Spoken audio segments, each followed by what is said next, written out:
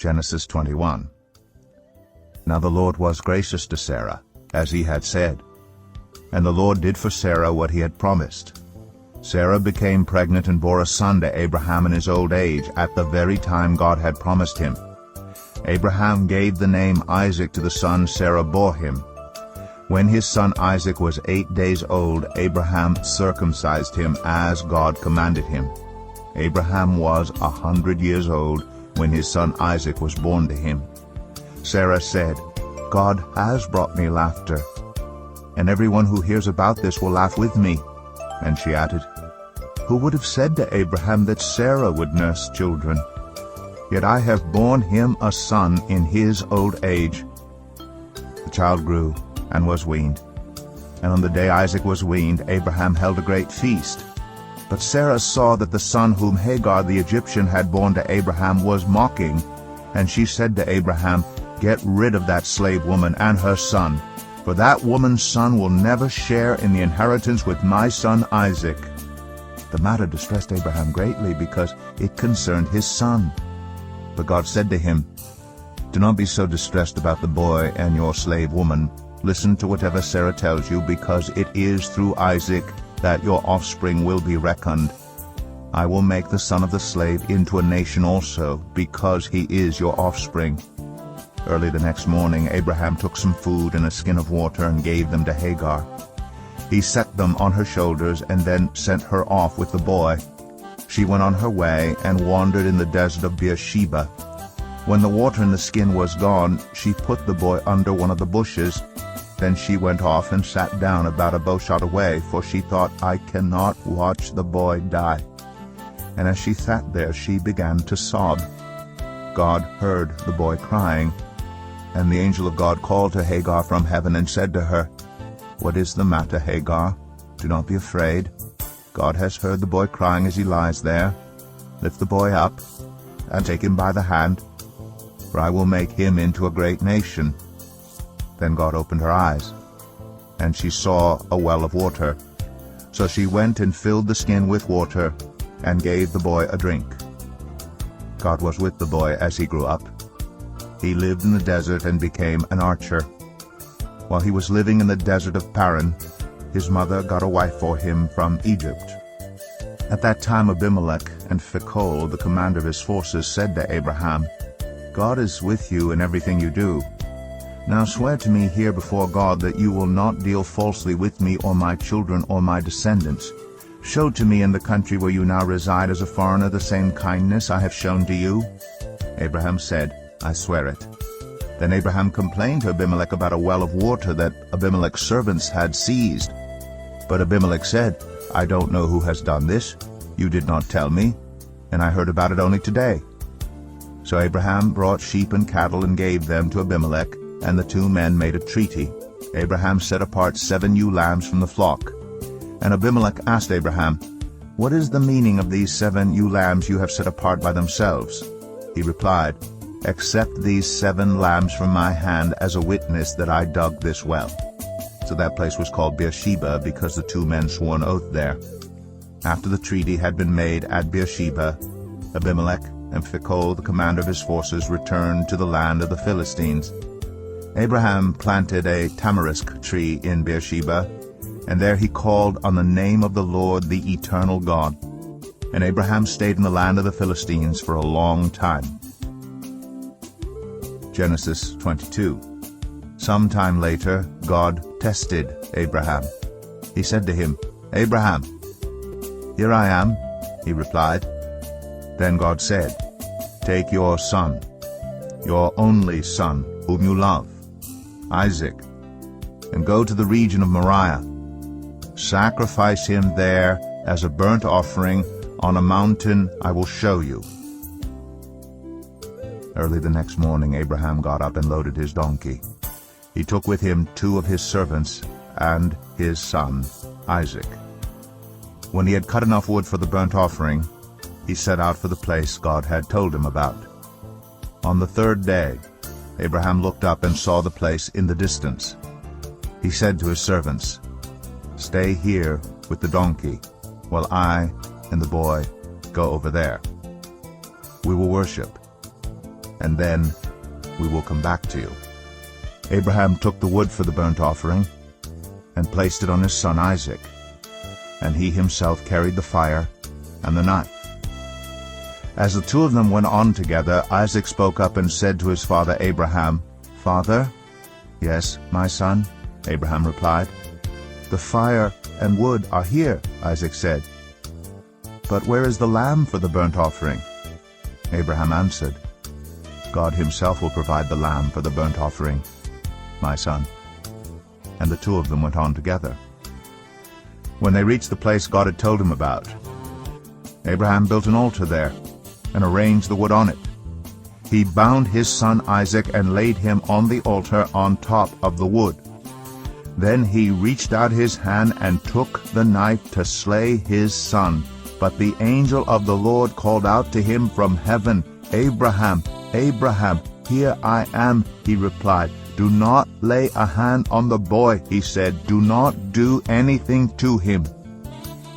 Now I know that you fear God, because you have not withheld from me your son, your only son." Abraham looked up, and there in a thicket he saw a ram caught by its horns. He went over and took the ram and sacrificed it as a burnt offering instead of his son.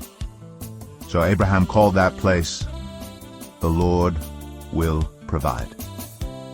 And to this day it is said, "On the mountain of the Lord it will be provided."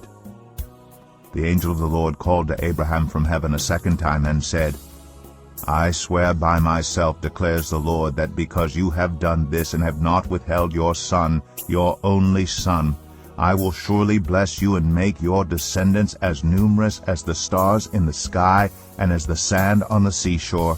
Your descendants will take possession of the cities of their enemies, and through your offspring all nations on earth will be blessed because you have obeyed me." Then Abraham returned to his servants, and they set off together for Beersheba, and Abraham stayed in Beersheba. Sometime later Abraham was told, "Milcah is also a mother. She has borne sons to your brother Nahor, Uz the firstborn, Buz his brother, Kemuel the father of Aram, Kesed, Hazo, Pildash, Jidlaph, and Bethuel." Bethuel became the father of Rebekah. Milcah bore these 8 sons to Abraham's brother Nahor. His concubine, whose name was Rumah, also had sons, Teba, Gaham, Tahash, and Makkah. Genesis 23. Sarah lived to be 127 years old. She died at Kiriath Arba, that is Hebron, in the land of Canaan, and Abraham went to mourn for Sarah and to weep over her. Then Abraham rose from beside his dead wife and spoke to the Hittites. He said, "I am a foreigner and stranger among you. Sell me some property for a burial site here so I can bury my dead." The Hittites replied to Abraham, "Sir, listen to us. You are a mighty prince among us. Bury your dead in the choicest of our tombs. None of us will refuse you his tomb for burying your dead." Then Abraham rose and bowed down before the people of the land, the Hittites. He said to them, "If you are willing to let me bury my dead, then listen to me and intercede with Ephron, son of Zohar, on my behalf. So he will sell me the cave of Machpelah, which belongs to him, and is at the end of his field. Ask him to sell it to me for the full price as a burial site among you." Ephron the Hittite was sitting among his people, and he replied to Abraham in the hearing of all the Hittites who had come to the gate of his city, "No, my lord," he said, "listen to me. I give you the field, and I give you the cave that is in it. I give it to you in the presence of my people. Bury your dead." Again Abraham bowed down before the people of the land, and he said to Ephron in their hearing, "Listen to me if you will. I will pay the price of the field. Accept it from me so I can bury my dead there." Ephron answered Abraham, "Listen to me, my lord. The land is worth 400 shekels of silver. But what is that between you and me? Bury your dead." Abraham agreed to Ephron's terms and weighed out for him the price he had named in the hearing of the Hittites, 400 shekels of silver, according to the weight current among the merchants. So Ephron's field in Machpelah, near Mamre, both the field and the cave in it and all the trees within the borders of the field, was deeded to Abraham as his property in the presence of all the Hittites who had come to the gate of the city. Afterward Abraham buried his wife Sarah in the cave in the field of Machpelah, near Mamre, which is at Hebron, in the land of Canaan. So the field and the cave in it were deeded to Abraham by the Hittites as a burial site. Genesis 23.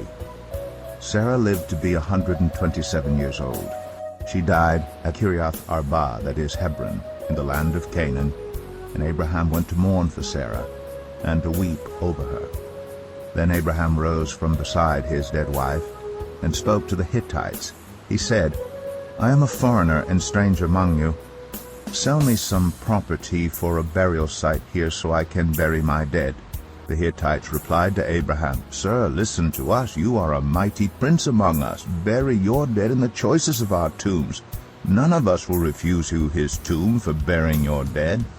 Then Abraham rose and bowed down before the people of the land, the Hittites. He said to them, If you are willing to let me bury my dead, then listen to me and intercede with Ephron, son of Zohar, on my behalf. So he will sell me the cave of Machpelah, which belongs to him, and is at the end of his field. Ask him to sell it to me for the full price as a burial site among you.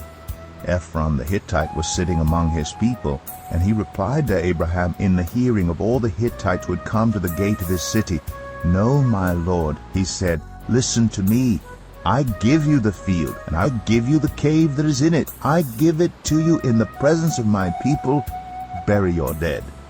Again Abraham bowed down before the people of the land, and he said to Ephron in their hearing, Listen to me if you will. I will pay the price of the field. Accept it from me so I can bury my dead there.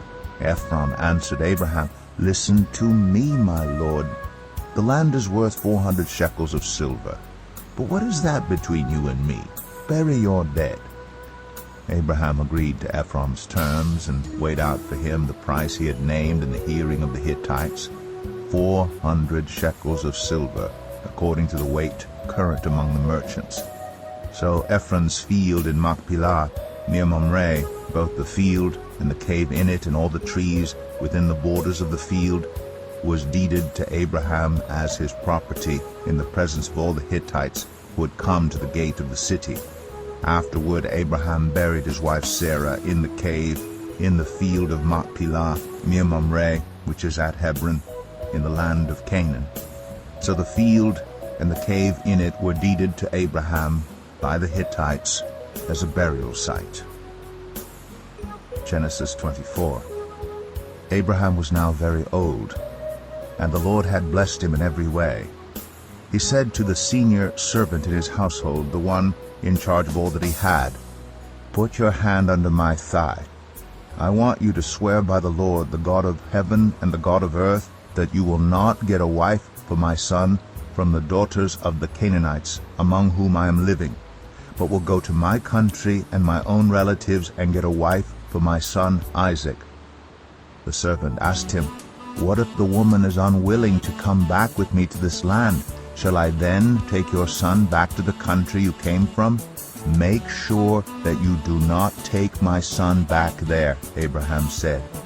The Lord, the God of heaven, who brought me out of my father's household and my native land, and who spoke to me and promised me on oath, saying, To your offspring I will give this land. He will send his angel before you, so that you can get a wife for my son from there.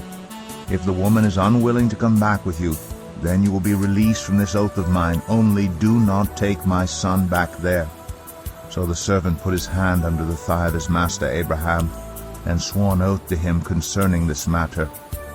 Then the servant left, taking with him 10 of his master's camels loaded with all kinds of good things from his master. He set out for Aram Naharaim, and made his way to the town of Nahor. He had the camels kneel down near the well outside the town. It was toward evening, the time the women go out to draw water. Then he prayed, Lord, God of my master Abraham, Make me successful today, and show kindness to my master Abraham. See, I'm standing beside this spring, and the daughters of the townspeople are coming out to draw water.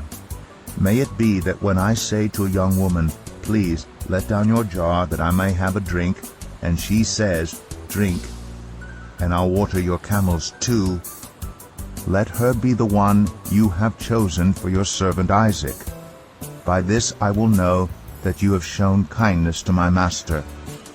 Before he had finished praying, Rebekah came out, with her jar on her shoulder. She was the daughter of Bethuel, son of Milcah, who was the wife of Abraham's brother Nahor. The woman was very beautiful, a virgin. No man had ever slept with her. She went down to the spring, filled her jar, and came up again. The servant hurried to meet her and said, "Please, give me a little water from your jar." "Drink, my lord," she said, and quickly lowered the jar to her hands and gave him a drink. After she had given him a drink, she said, "I'll draw water for your camels too, until they have had enough to drink." So she quickly emptied her jar into the trough, ran back to the well to draw more water, and drew enough for all his camels. Without saying a word, the man watched her closely to learn whether or not the Lord had made his journey successful. When the camels had finished drinking, the man took out a gold nose ring weighing a beka, and 2 gold bracelets weighing 10 shekels. Then he asked, "Whose daughter are you? Please tell me, is there room in your father's house for us to spend the night?" She answered him, "I am the daughter of Bethuel, the son that Milcah bore to Nahor." And she added, "We have plenty of straw and fodder, as well as room for you to spend the night." Then the man bowed down and worshipped the Lord, saying, "Praise be to the Lord, the God of my master Abraham, who has not abandoned his kindness and faithfulness to my master. As for me, the Lord has led me on the journey to the house of my master's relatives." The young woman ran and told her mother's household about these things. Now Rebekah had a brother named Laban, and he hurried out to the man at the spring. As soon as he had seen the nose ring and the bracelets on his sister's arms, and had heard Rebekah tell what the man said to her, he went out to the man and found him standing by the camels near the spring. "Come, you who are blessed by the Lord," he said. "Why are you standing out here? I have prepared the house and a place for the camels." So the man went to the house, and the camels were unloaded. Straw and fodder were brought for the camels, and water for him and his men to wash their feet. Then food was set before him, but he said, "I will not eat until I have told you what I have to say." "Then tell us," Laban said. So he said, "I am Abraham's servant. The Lord has blessed my master abundantly, and he has become wealthy. He has given him sheep and cattle, silver and gold, male and female servants, and camels and donkeys. My master's wife Sarah has borne him a son in her old age, and he has given him everything he owns. And my master made me swear an oath and said, 'You must not get a wife for my son from the daughters of the Canaanites in whose land I live, but go to my father's family and to my own clan and get a wife for my son.' Then I asked my master, 'What if the woman will not come back with me?' He replied, 'The Lord, before whom I have walked faithfully, will send his angel with you and make your journey a success, so that you can get a wife for my son from my own clan and from my father's family.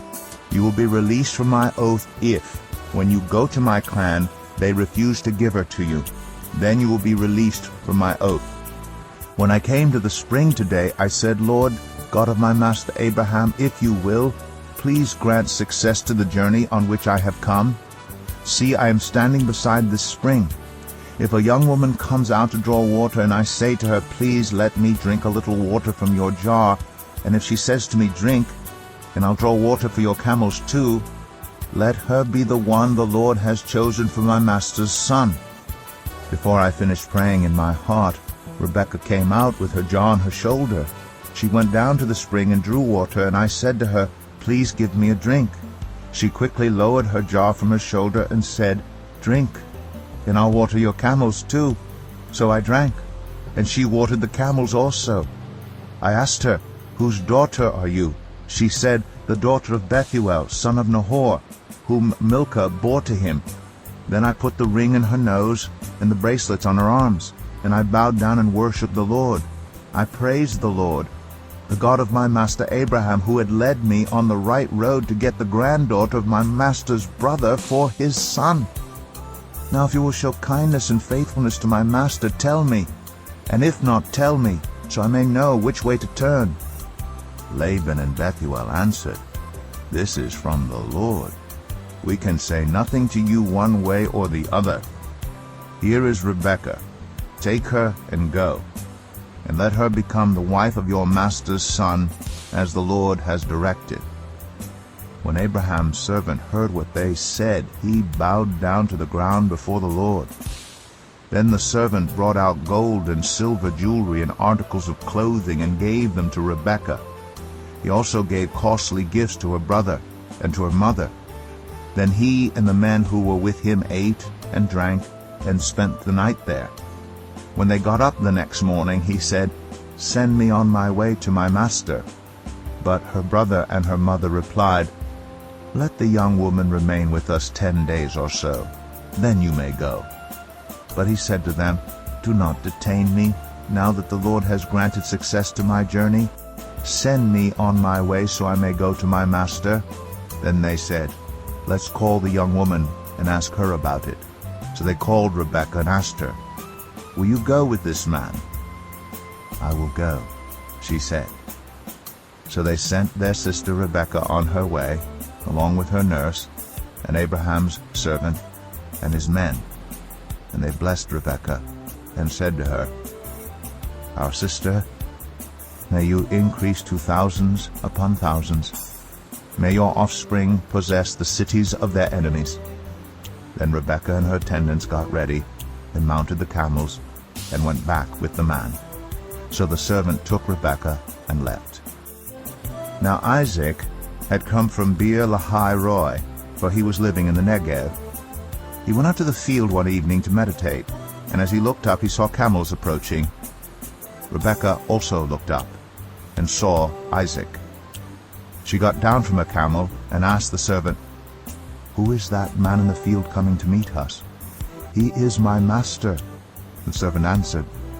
So she took her veil, and covered herself. Then the servant told Isaac all he had done. Isaac brought her into the tent of his mother Sarah, and he married Rebekah. So she became his wife, and he loved her. And Isaac was comforted after his mother's death. Genesis 25. Abraham had taken another wife, whose name was Keturah.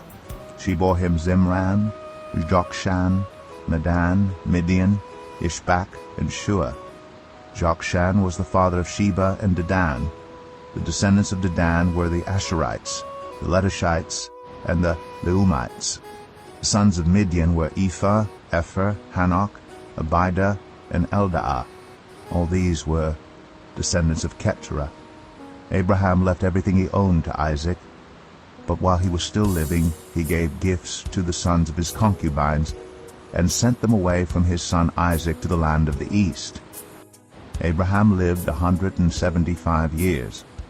Then Abraham breathed his last and died at a good old age, an old man and full of years, and he was gathered to his people. His sons Isaac and Ishmael buried him in the cave of Machpelah near Mamre, in the field of Ephron son of Zoar the Hittite, the field Abraham had bought from the Hittites. There Abraham was buried with his wife Sarah. After Abraham's death, God blessed his son Isaac, who then lived near Beer Lahai Roi. This is the account of the family line of Abraham's son Ishmael, whom Sarah's slave Hagar the Egyptian bore to Abraham. These are the names of the sons of Ishmael, listed in the order of their birth: Nebaioth, the firstborn of Ishmael, Kedar, Adbeel, Mibsam, Mishma, Dumah, Massa, Hadad, Tema, Jetur, Naphish, and Kedemah. These were the sons of Ishmael, and these are the names of the 12 tribal rulers according to their settlement and camps. Ishmael lived 137 years. He breathed his last and died. and he was gathered to his people. His descendants settled in the area from Havilah to Shur, near the eastern border of Egypt as you go toward Ashur, and they lived in hostility toward all the tribes related to them. This is the account of the family line of Abraham's son Isaac. Abraham became the father of Isaac, and Isaac was 40 years old when he married Rebekah, daughter of Bethuel the Aramean from Padam Aram, and sister of Laban the Aramean. Isaac prayed to the Lord on behalf of his wife because she was childless. The Lord answered his prayer, and his wife Rebekah became pregnant. The babies jostled each other within her, and she said, "Why is this happening to me?" So she went to inquire of the Lord. The Lord said to her, "Two nations are in your womb, and two people from within you will be separated. One people will be stronger than the other, and the older will serve the younger." When the time came for her to give birth, there were twin boys in her womb. The first to come out was red, and his whole body was like a hairy garment. So they named him Esau. After this his brother came out, with his hand grasping Esau's heel. So he was named Jacob. Isaac was 60 years old when Rebekah gave birth to them.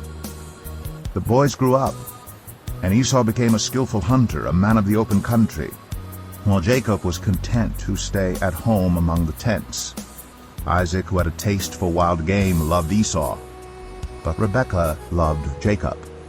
Once when Jacob was cooking some stew, Esau came in from the open country, famished. He said to Jacob, "Quick, let me have some of that red stew. I'm famished."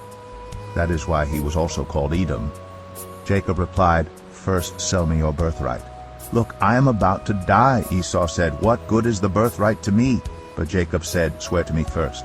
So he swore an oath to him, selling his birthright to Jacob. Then Jacob gave Esau some bread and some lentil stew. He ate and drank, and then got up and left.